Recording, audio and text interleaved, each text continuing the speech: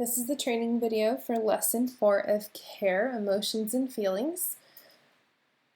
I want to point you really quick to the teacher manual and the lesson plan for Lesson 4. We've got some materials here I want to go over really quick. Not only should students have that student workbook and the self-monitoring worksheet, just like the previous weeks, but we also need a mood tracking chart for students. And so that is going to be found in Appendix A, and you can print off one of those for each student. So each student is going to need one of those as well. Once you have all your materials together and you're ready to get started with students, we're going to start with some more review. So make sure, we're going to start each lesson from this point out by practicing a relaxation strategy. And this is not going to be a super long practice, but we just want to keep those strategies kind of in the forefront so that students remember, hey, I have these two great relaxation strategies that I can use during different situations. So just briefly start the session with either 30 seconds of calm breathing or muscle relaxation, and you might just choose 3 or 4 muscles to focus on. So you might just alternate back and forth. You can have different students take turns choosing what relaxation strategy they want to do. If you're doing muscle relaxation, you can have students choose what muscles you want to focus on that day, but just do a brief practice of those relaxation strategies. Again, review that self-monitoring sheet next. Make sure you're giving praise to students who are doing a good job self-monitoring, even if they're not seeing any changes yet. Make sure you're encouraging them not to give up. And then if you have students who seem to be recording a significant change, you might prompt them to reflect on what might have caused that change. Next, this is going to be a new part of our review before we start our lesson, and that's going to be to review that Lesson 3 student goal. So if you remember at the end of Lesson 3, we had students set a goal of what they were going to practice in the coming week that they had learned during the care program. And so just have students turn back to that page and just take just a minute to reflect on if they met that goal or not. They can write, down, yes, I met my goal. No, I didn't. If they didn't meet their goal, tell students that's okay. We don't always meet every goal we set, but if we never think back and reflect on the goals that we've set and identify if we made it or not, we're probably not going to get any better at setting goals and meeting them. So if students meet their goal, just have them think about maybe what they could do differently next week to help them meet that goal. And then finally review that homework from Lesson 3. And then as time permits, have students share what events at school make them happy, sad, etc. And if there's not enough time for everyone to share all answers, just share as many as possible. Okay, and that should lead us into Lesson 4. So let's pull up the PowerPoint here, and we'll go through what that looks like. So in Lesson 4, we've got 2 main goals here. We want to identify how different emotions make us feel, and then we want to learn how we can track our emotions throughout the week. So this is the first page, content page here. And this is where we're going to talk about how different emotions can make us feel different things. And sometimes these feelings are going to be physical feelings. And so we've got a definition here of physical feelings, or a little information here about it. And you might point out to students that the whole reason we're talking about this is because sometimes these physical feelings can give us an example of what emotion we're feeling. So at the bottom of page 26, we've got this cartoon here with Momo. So Momo's teacher tells him to stop talking, and Momo can feel his face getting hot, and he can feel his hands starting to shake. And those are some indicators that Momo is starting to get angry. So you can tell students sometimes we might start feeling these physical feelings, and they might be our first indicator that maybe we're starting to feel a certain emotion. And so you can tell them that the next activities are going to help us identify physical feelings that accompany being angry, sad, and worried. Okay, so first we're gonna cover how you feel when you're angry. And so you can have students turn to page 26 of their student workbook, and we can go over some common ones. We picked 4 common physical feelings that accompany anger. So heart racing, having a red face, or maybe some students might get a red neck, and you feels really hot. Clenched fists, and then shaky hands. And so those are just 4 common feelings. So you can define and discuss those. You might ask students if any of them experience any other physical feelings. Emphasize to students these are not the only 4 physical reactions that people might feel when they are angry. They're just 4 common ones. So if students have other examples, have them share. And then, we've got this outline of Momo here. Have students identify the physical feelings that they experience when they're angry by marking them on the picture of Momo. So, for example, if the student gets shaky hands when they're angry, they might draw these little lines here around Momo's hands or color in his hands.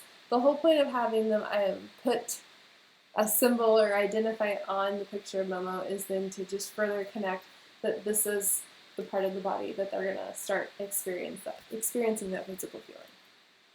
So once you finish discussing how you feel when you're angry, we're going to do the same thing when we're worried. We actually have a couple more. We've got 6 common physical feelings here. We have heart racing, feeling dizzy, shaky hands, butterflies in your stomach, a headache, or sometimes a shaky voice. And so again, define and discuss each of these feelings. Have students share if they experience any other feelings when they start feeling worried or anxious, and kind of discuss those as a class. And then once again, have them mark the different physical feelings that they experience when they're worried on the picture of Momo there. It's the very same thing as the page before. And when you're done talking about how do you feel when you're worried, you're going to move on to how you feel when you're sad. And so we have 4 common physical feelings that accompany the feeling of sadness. Sometimes your muscles might really hurt or feel really tight.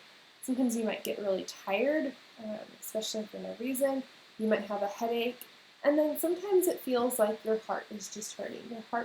Your chest is really tight and kind of uncomfortable, and that can be a physical symptom of being sad. Define and discuss each of those feelings. Have students share if they experience any other physical feelings when they're feeling sad. Discuss them as a class. Have them identify those physical feelings on the picture of Momo there. Okay, and so once you get done identifying all of those individual feelings that students experience with those emotions, we are going to have students turn the page, and we are going to talk about mood tracking and why we would want to keep track of our emotions. And so to begin, you will want to talk about the concept of self-awareness with students, and so you can break that word down and talk about what does it mean, what does self mean, what does awareness mean. It means that you know how you're feeling. And tell students that this is important because if you are aware of how you're feeling, then you can decide if you need to use a tool or a strategy to try and even make yourself feel better. And that one way to get better at self-awareness is to keep track of our feelings throughout the day, because it makes us stop and think, how did I feel today? How did I feel this morning? And so we can use a mood chart for that. And a mood chart is just a place to keep track of how you're feeling every day. And it only takes a couple minutes to fill out. And this is going to be the mood chart that we are going to use. And so this is actually the mood chart that is in the back of your teacher manual in Appendix A. So at this point, might be a great idea to have students go ahead and grab one of these and put their name on the top. And then you can kind of walk them through what that looks like. And so the way we have this mood chart set up is that twice a day, in the morning and in the afternoon, they're just going to reflect back on that time and try and decide and try and identify what they might have been feeling. And so we've put 8 common emotions up here.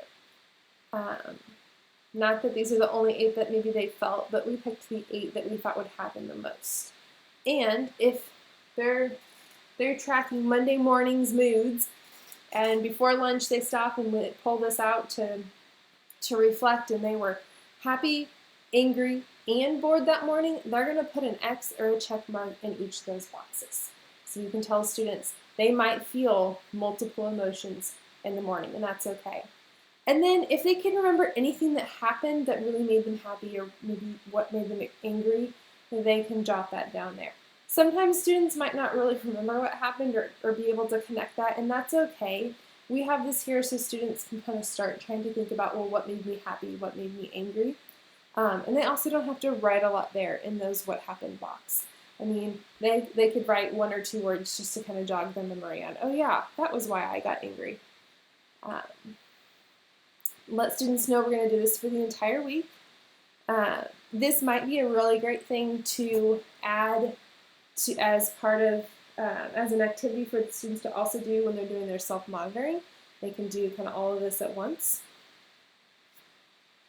But ideally, we would have students briefly fill this sheet out around lunch and then towards the end of the day. Okay, and then the final part here of lesson 4 is to set another goal and make sure students are specific in what their goal is going to be. You still might need to review what a short-term goal is and make sure students are using those 3 components of a good goal. It starts with I will, includes what the student will do and by what date.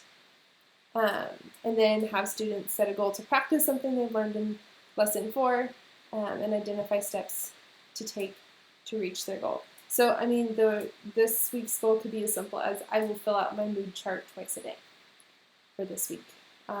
Maybe students want to keep practicing their relaxation skills, so maybe their goal is they're going to practice either calm breathing or muscle relaxation. And that's okay too.